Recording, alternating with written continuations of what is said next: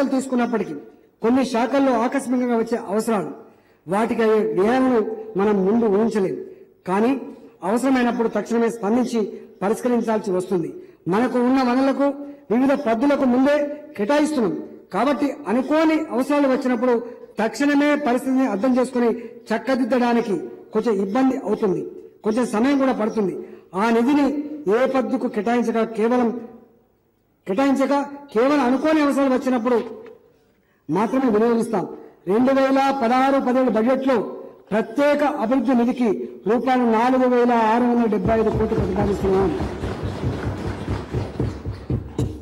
2014-15 సంవత్సరంలో 10 నెలల కాలానికి అకౌంటెంట్ జనరల్ గారు స్వీకరించిన లెక్కల ప్రకారం రూపాయలు 368.66 కోట్లు రెవెన్యూ మిగులు తేలింది. ద్రవ్యలోటు ఫిజికల్ డెఫిసిట్ 9,410.48 కోట్లు. ఇది జిఎస్డిపిలో 1.8%. ద్రవ్యలోటు ఎఫ్ఆర్బిఎం నిర్దేశించే పరిధిలోనే ఉన్నది. 2014-15 ఆర్థిక సంవత్సరంలో రూపాయలు 62,306 కోట్లు ఖర్చు అయింది. అంచనాల ప్రకారం కేంద్ర ప్రభుత్వ బడ్జెట్ నుంచి మన రాష్ట్రానికి అందాల్సిన నిధులు తగ్గడం, కొత్త రాష్ట్ర సమస్యలు, అధికారుల కేటాయింపులో జరిగిన జాప్యం వంటి కారణాల వల్ల బడ్జెట్ అంచనాలకు తగిన విధంగా వ్యయం చేయలేకపోయాం. సవరించిన అంచనాలు 2015-16 సంవత్సరపు సవరించిన అంచనాలను బట్టి రూపాయలు 1,62 కోట్ల వ్యయం అవుతుందని అంచనా వేశాము. ఇది బడ్జెట్ అంచనాలలో 86%. కేంద్రం నుండి రావాల్సిన ప్రణాళిక నిధులు తగ్గాయి. కోర్టు వాద్యాల కారణంగా భూముల అమ్మకం జరగలేదు.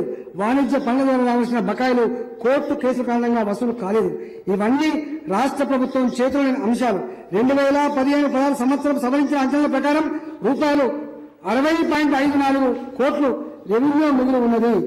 రూపాయలు 16,912 కోట్ల ద్రవ్యలోటు ఉంటుందని అంచనా వేశాం.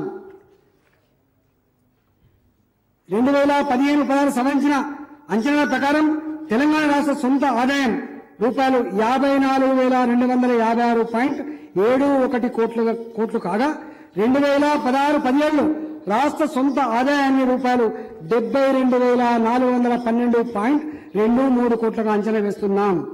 కేంద్ర వితరణ కింద వచ్చే నిధులు 2015-16 బడ్జెట్ అంచనాల ప్రకారం రూపాయలు 25,223.49 కోట్లు కాగా 2016-17 బడ్జెట్లో రూపాయలు 28,512.52 కోట్లను కేంద్రం ప్రతిపాదించింది. కేంద్రం నుంచి వచ్చే నిధుల్లో నామమాత్ర పెద్దగా కనిపిస్తున్నది. 2016-17 ఆర్థిక సంవత్సరంలో రూపాయలు 1,30,415.87 కోట్ల వ్యయాన్ని ప్రతిపాదిస్తున్నాము. దీనిలో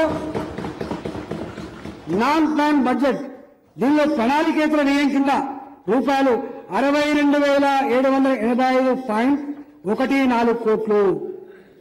ప్లాన్ బడ్జెట్ ప్రణాళిక వ్యయం కింద రూపాయలు 67,630.73 కోట్లు ప్రతిపాదిస్తున్నాము. ప్రణాళికేతర వ్యయం కంటే ప్రణాళికా వ్యయం ఎక్కువగా ఉండడం అపూర్వం. ప్రణాళికేతర వ్యయంలో ఎక్కువ రాజీ పడకుండా దీన్ని చేసి చూపాం. వనరులను బలోపేతం చేసి వ్యయాన్ని సహేతుకంగా క్రమబద్ధీకరించడం సాధ్యమైంది. గత సంవత్సరం జిఎస్డిపిని అంచనా వేసేందుకు కేంద్ర ప్రభుత్వం 2011-12 బేస్ ఇయర్ గా స్వీకరించింది. కాబట్టి ఎఫ్ఆర్బిఎం చట్ట ప్రకారం 2016-17 సంవత్సరంలో రుణ పరిమితి కొంత పెరగవచ్చునని అంచనా వేస్తున్నాను. 2016-17 సంవత్సరం బడ్జెట్లో రెవెన్యూ మిగులు 3,718.37 కోట్లు, రెవెన్యూ సర్ప్లస్ 3,718.37 కోట్లు, ఫిజికల్ డెఫిసిట్ ద్రవ్యలోటు రూపాయలు 23,467.29 కోట్లు ఉండవలనని అంచనా వేస్తున్నాం. ఈ ద్రవ్యలోటు మన రాష్ట్ర జిఎస్డిపి స్థూల ఉత్పత్తిలో 3.5% అంచనా వేయడం జరిగింది. సాగునీటి రంగానికి కేటాయించిన నిధులను నిర్మాణ వ్యయంగా పరిగణించడం వల్ల రెవెన్యూ మిగులు అధికంగా అంచనా వేయడం జరిగింది. గత సంవత్సర బడ్జెట్ కేటాయింపులను ఈ సంవత్సర బడ్జెట్ ప్రతిపాదనను శాఖల వారీగా పోల్చి చూడవద్దని గౌరవ సభ్యులకు విజ్ఞప్తి చేస్తున్నాను.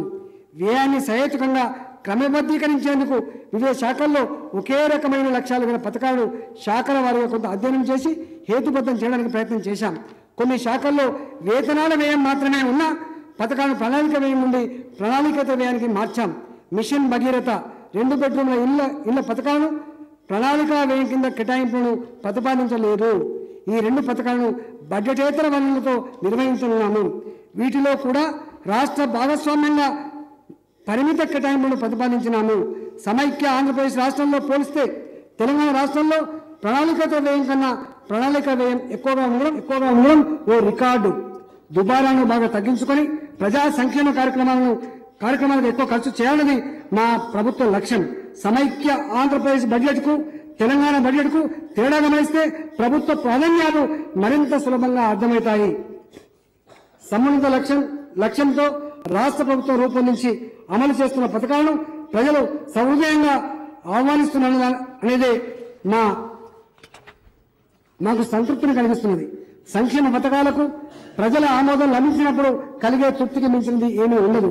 ప్రజలే ప్రభువులుగా భావించే మా ప్రభుత్వానికి ప్రజల మన్ననలతో పాటు జాతీయ అంతర్జాతీయ స్థాయిలో ప్రశంసలు అందుతున్నాయి. ఇండియా టుడే జర్నల్ వారు state of the states conclave అనే ప్రత్యేక సంచికను విడుదల చేశారు. ఇండియా టుడే జర్నల్ వారు వివిధ రాష్ట్రాల పనితీరుపై అధ్యయనం చేసి తెలంగాణ రాష్ట్రాన్ని అన్ని వర్గాలను కలుపుకుపోయే రాష్ట్రంగా అభివర్ణించారు.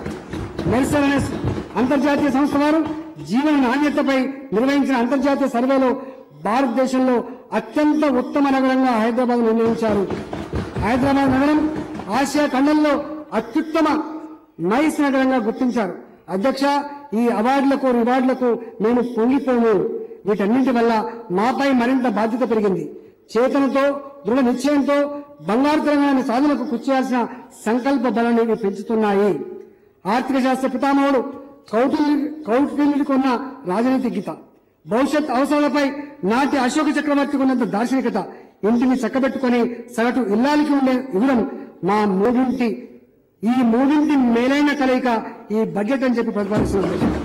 ఇంతకాలం నిర్లక్ష్యానికి గురైన తెలంగాణ ఆర్థికాభివృద్ధిని వేగవంతం చేసేందుకు వినూత్న చర్యలు తీసుకుంటున్నాం. ఇంత తక్కువ సమయంలో ఇన్ని కొత్త పథకాలకు అంకురార్పణ చేసిన ఏకైక రాష్ట్రం తెలంగాణ ఒక్కటే. 2014 జూన్ 1 వరకు తెలంగాణ ఒక బంధించిన పులి. ఇప్పుడు ఈ సంఖ్యలు తెంచుకొని సొంత రాష్ట్రంగా అవతరించింది. దేశంలోకెల్లా అతివేగంగా అభివృద్ధి చెందుతున్న రాష్ట్రంలో మనం ఉన్నాం. అభివృద్ధికి వనరుల కంటే సుపరిపాలనే ఎక్కువ దోహదం పడుతుందని ఎన్నో అధ్యయనాలు సూచిస్తున్నాయి. వనరులకు తోడు మనకున్న బలమైన నాయకత్వం, సుపరిపాలన, అంతులేని ప్రజాభిమానం తెలంగాణ రాష్ట్రాన్ని స్థిరంగా ముందుకు తీసుకెళ్తాయి.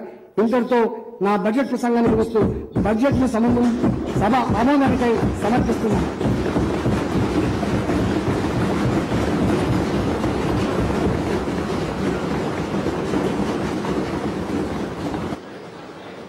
Now the House is adjourned to meet again at 10 a.m. on Wednesday, the 16th March 2006.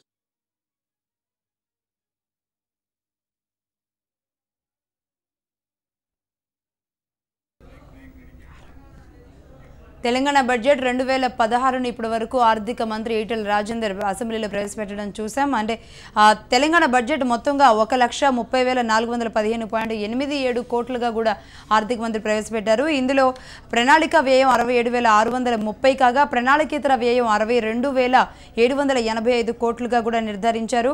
దాదాపుగా ఈ రెండింటి వ్యత్యాసం కూడా 4,845 కోట్లుగా కూడా చూపించడం జరిగింది. స్థూల ఉత్పత్తి 11.67% కాగా ఇక ద్రవ్య లోటును 3.5%గా ఈటెల రాజేందర్ చూపించారు. ముఖ్యంగా మిషన్ భగీరథకు 36,000 కోట్లు, అదేవిధంగా నీటికి ఇరిగేషన్కి 25,000 కోట్లను కూడా అధికంగా కేటాయించినట్లుగా తెలుస్తోంది. దాదాపుగా అన్ని వర్గాలకు కూడా సమన్యాయం చేసే దిశగా బంగారు తెలంగాణ సాధన దిశగా ఈ బడ్జెట్ రూపొందించడం జరిగిందని ఇప్పటివరకు కూడా ఈటెల రాజేందర్ అసెంబ్లీలో చెప్పారు. ఇక మొత్తానికి అసెంబ్లీ రేపు బుధవారం 16వ తేదీ 10 గంటలకి వాయిదా పడింది. ఇవి మిగతా బులెటిన్స్ అప్డేట్స్లోకి వెళ్ళేందుకు ఇప్పుడు